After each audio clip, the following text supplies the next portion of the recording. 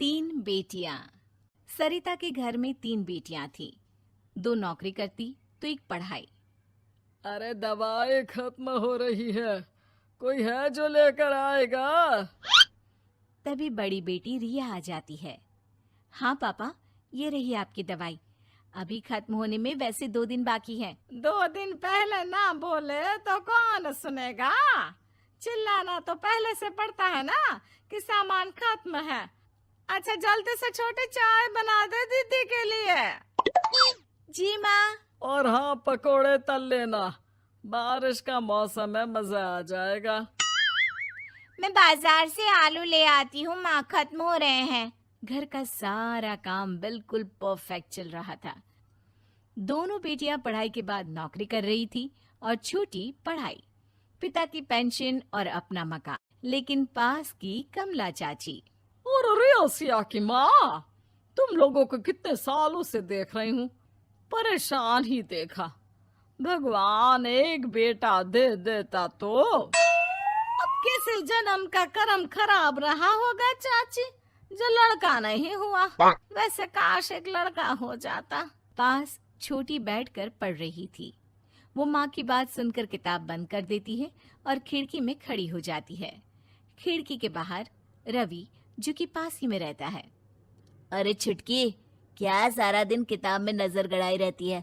मैं नकल करना सिखा दूंगा, तू आराम से पास हो जाएगी। आजा, चलना, सब बाहर खेल रहे हैं। तू तो लड़का है, फिर पढ़ता क्यों नहीं? तेरे सर पर तो माँ पिता की जिम्मेदारी भी है ना। कैसी बात कर रही है यार? जिम्मेदारी मेरी नहीं, पिता की है।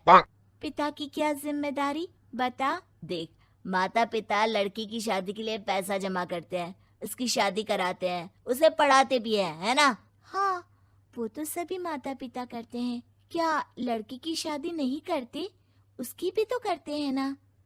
हाँ करते हैं, लेकिन क्यों, कैसे? सुन, वो लड़के को पढ़ाते हैं इसलिए कि वो बुढ़ापे का सहारा बनेगा। शादी करते हैं कि उसकी बीवी आकर घर संभालेगी। लेकिन बेटियों के लिए कोई स्वार्थ होता है? नहीं ना। तभी तो पैदा होते ही मुंह बन जाता है। अब तू सोच, तू किसी के घर जाए और वो तुझे देखकर मुंह बना ले तो कैसा लगेगा? वो तो पागल होते हैं। बेटियां जीवन भर माँ बाप के लिए सोच ले, लेकिन फिर भी वो उसे अपना नहीं मानते। बेटे दिन रात निखट्टू बने रहे, लेकिन उम्मीद उन लोगों से फिर भी बहुत होती है ना? चल छोड़ना, तू ये बता कि किस जिम्मेदारी की बात कर रहा था तू पिता की? अरे यही कि अगर बेटे को बुढ़ापे का सहारा और रिटर्न के रूप में देख रहे हैं तो इन्वेस्ट भी तो अच्छा करना चाहिए ना। छुटकी समझ जाती है कि समाज की सोच क्या है और चाहे जो हो जाए उसे किताब बंद नहीं करनी। तभी वहाँ बड़ी बेटी आ जाती है। माँ, अरे ओ माँ, ये ले मिठाई खा ले। क्या हो गया? लड़का पसंद आ गया क्या कोई? भाई ऐसा हो तो मिठाई ना ही खिला, चली जाएगी तो घर कैसे चलेगा? अरे लड़की को क्या जीवन भर बिठाने का इरादा है? तू बता बेटी, किस चीज की मिठाई खिला रही है? क्या हो गया? अरे पापा, आपको पता है ना, जिस डॉक्टर के अंडर में मैं काम कर रही थी, उन लोगों ने मेरे काम को देखते हुए मेरी स्कॉलरशिप पास करवा दी है। अब अस्पताल में ही क्लास चला करेगी, आगे की पढ़ाई भी और पैसे की कमाई भी। ये तो अच्छी बात है। तू पढ़ जाएगी तो छोटे को भी अपनी राह लगा लेना। बाकी मछली तो वैसे ही ऑलराउंडर है। तीनों बेटियों के बाद भी उन लोगों के घर किसी चीज की कमी नहीं थी। पापा, ये लीजिए कार की चाबी, मैंने आपके लिए कार ली है। अब आप कहीं भी जाएं तो अपनी कार से जाइएगा। अरे क्या जरूरत थी? जितना खर्च करोगी दहेज मांगने वालों के मुंह भी उतने ही खुल जाएंगे। तो हम दीदी की शादी ऐसे घर में करेंगे ही नहीं जहाँ शादी के लिए पैसे मांगने की जरूरत हो। अरे जो खुद खड़ा नहीं होगा वो हम लोगों के कंधे में क्यों शादी करेगा? क्यों पापा? अरे शादी में तो दहेज मैंने भी लिया था, तो क्या मैं तेरी माँ के कंधे पर हूँ? खुद की पेंशन है, बेटियां कमा रही हैं, मजे हैं। बस एक मलाल है कि बेटा नहीं हुआ। पापा, जब आपने बोला कि मजे हैं, मैं तभी समझ गई थी कि अगली लाइन में आप यही बोलेंगे कि मलाल है। कोई बात नहीं पापा, फिलहाल आप ये कार लेकर घुमाओ। माँ, तुम भी जाओ पापा के साथ। दोनों पति पत्नी बेटी की दी गई गिफ्ट कार में बैठकर घूमने निकल रहे थे कि पड़ोसी बोल पड़ता है। अरे भाई साहब, नई कार, यहाँ तो साइकिल भी बेचने की नौबत है। नजर ना लगाइए भाई साहब, जीवन में कार का सपना पूरा होना हम लोगों के लिए तो बहुत बड़ी बात है। हाँ हाँ, लाखों की कार हम हजारों की कमाई वालों के लिए कहाँ मुमकिन थी, ऊपर से तब जब कोई बेटा भी नहीं है। वैसे भाई साहब, आपकी साइकिल बिक क्यों रही है?